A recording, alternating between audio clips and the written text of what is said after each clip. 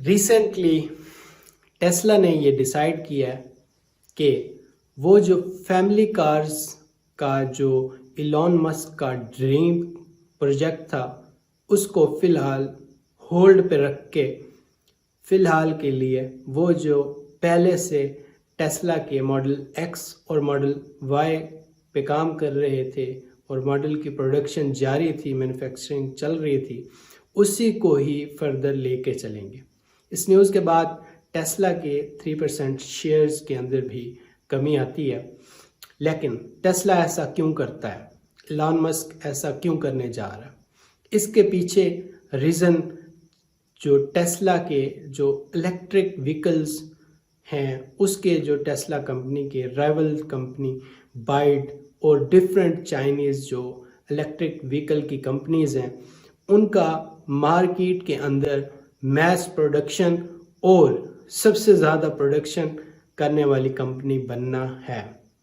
2023 का जो final quarter था उसके अंदर जो चाइनीज़ मैन्युफैक्चरर थे जो बाइड कंपनी के, उन्होंने 5 लाख से भी ज़्यादा की जो कार्स थी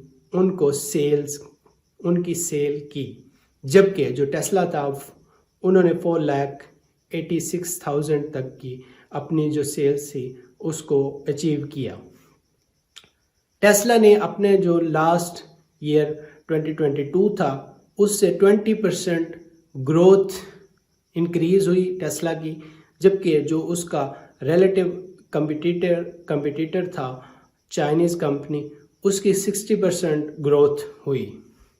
चाइनीज़ कंपनी जो कि इलेक्ट्रिक व्हीकल्स के अंदर इन्वेस्ट करने वाली दुनिया की सबसे बड़ी कंपनीज हैं, वो इस जो कि ईवी की जो रेस है उसको विन करती नज़र आती हैं।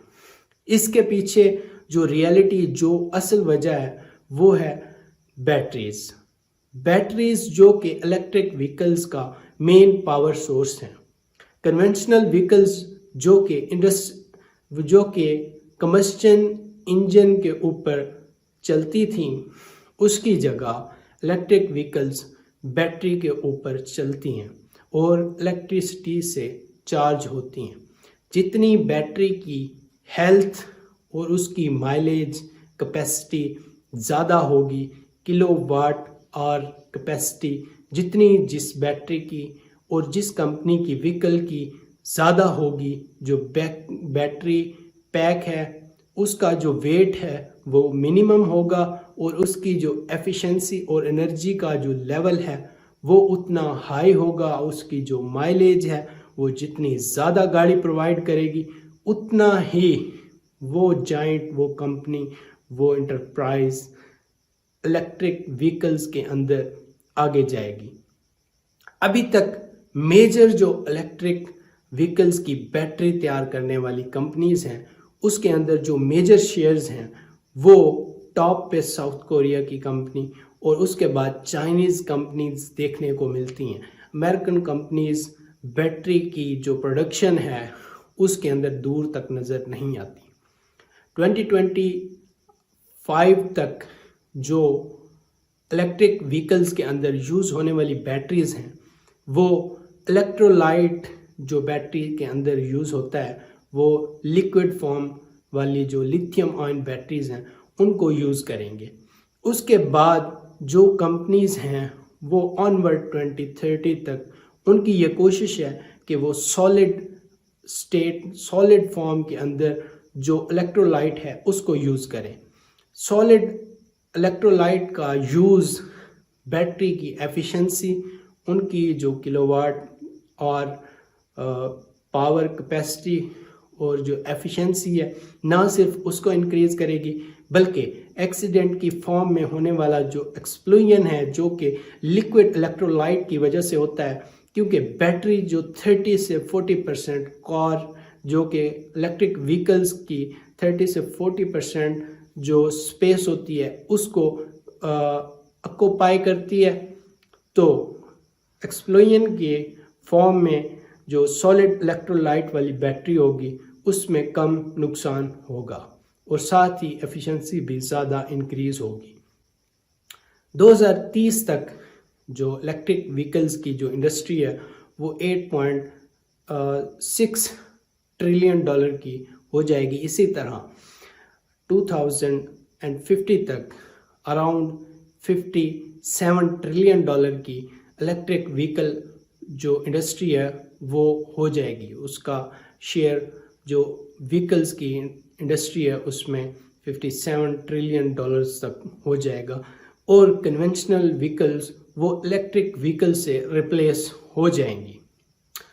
इलेक्ट्रिक व्हीकल्स जो कि इन्वायरमेंट के लिए काफ़ी मुफीद हैं, लेकिन अभी तक जो प्राइसिंग है वो टेस्ला की जो इलेक्ट्रिकल व्हीकल्स हैं वो काफ़ी एक्सपेंसिव, काफ़ी हाई और काफ़ी महंगी हैं।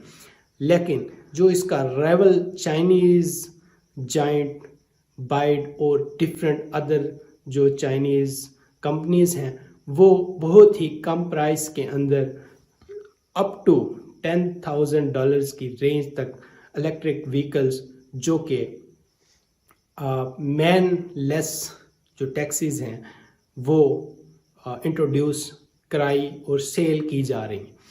जो टेस्ला है उसका मेजर शेयर मैक्सिको, जर्मनी और यूएस के अंदर है, जबकि चाइना के जो लोकल मैन्युफैक्चरर हैं वो चाइनीज़ मार्केट जो कि एक वाइड मार्केट है उसके अंदर 90% तक सेल करते हैं और 90% तक जो इलेक्ट्रिक व्हीकल्स का जो चाइनीज़ शेयर है वो लोकल चाइनीज़ मैन्युफैक्चरर के पास है। लेकिन जो चाइनीज़ कंपनीज़ हैं उनको यूएस के अंदर इंटर करने में काफ़ी मसाइल दरपेश हैं। उसकी वजह यूएस की लॉज और यूएस का स्पेसिफिकली चाइनीज़ कंपनी को टारगेट करना है।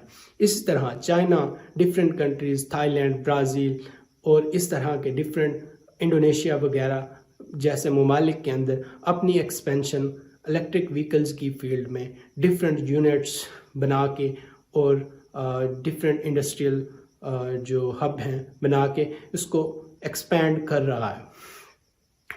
इंडोनेशिया, चाइल और इसी तरह कांगो जो है बैटरीज़ के अंदर इस्तेमाल होने वाले डिफरेंट लिथियम और निकल और दूसरे जो इलेक्ट्रोलाइट से रेलेवेंट जो मिनरल्स हैं उनकी प्रोडक्शन और एक्सपोर्ट के बड़े कंट्रीज़ हैं।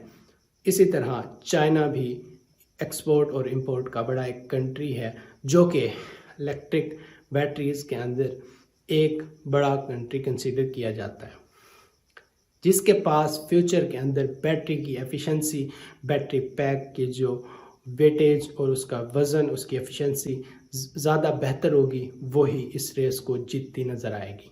अगर हम इलेक्ट्रिक व्हीकल्स के फ़ायदे की बात करें तो इलेक्ट्रिक व्हीकल्स का जो सबसे बड़ा फ़ायदा है वो पॉल्यूशन जो व्हीकल्स क्रिएट करती हैं वो है। ये जो इलेक्ट्रिक व्हीकल्स हैं ये मिनिमम पॉल्यूशन क्रिएट करेंगी क्योंकि कार्बन इमिशन ज़ीरो हो जाएगी। लेकिन असल में इसका अभी तक जो हुआ है वो उल्टा ही है।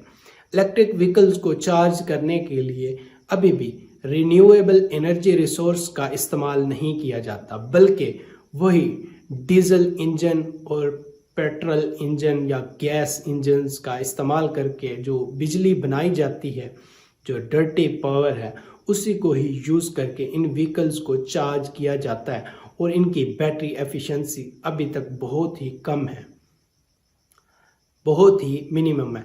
और इसी तरह जो मिनरल्स हैं वो डिफरेंट कंट्रीज़ के ऐसे सेंसिटिव एरियाज़ के अंदर बैटरीज़ के जो मिनरल्स हैं वो वहाँ पाए जाते हैं।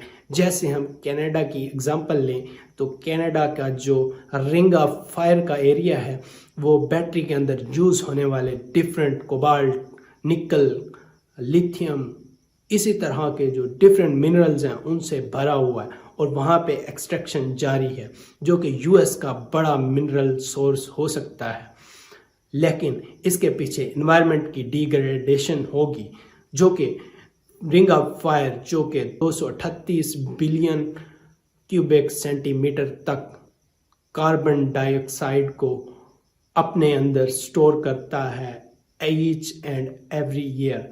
वो कार्बन इमिट होगी इन्वायरमेंट में, जो कि ऑलरेडी ग्लोबल वार्मिंग का जो इफ़ेक्ट है उसको इंक्रीज करेगी। दुनिया ऑलरेडी 1 डिग्री सेंटीग्रेड तक जो है वो गर्म और हीट और ग्लोबल वार्म हो चुकी है, और इसको कंट्रोल करने के लिए डिफरेंट इन्वायरमेंटल प्रोटोकॉल्स का इस्तेमाल किया गया है, जैसे क्योटो प्रोटोकॉल्स और डिफरेंट सस्टेनेबल डेवलपमेंट गोल्स को अचीव और उनकी जो है डिफरेंट पॉलिसी मेकिंग की गई है। लेकिन ये स्टेप जो इलेक्ट्रिक व्हीकल्स का है ये तो काबिल तारीफ़ है, लेकिन इन्वायरमेंट के लिए ये अभी भी मुफीद नहीं है। इन्वायरमेंट के लिए ये तब मुफीद होगा जब ये रिन्यूएबल एनर्जी के ज़रिए ही चार्ज होगा, जैसे solar energy, wind energy, hydro energy और इसी तरह दूसरी जो एनर्जीज़ हमारे पास रिन्यूएबल एनर्जीज़ की फॉर्म में मौजूद हैं।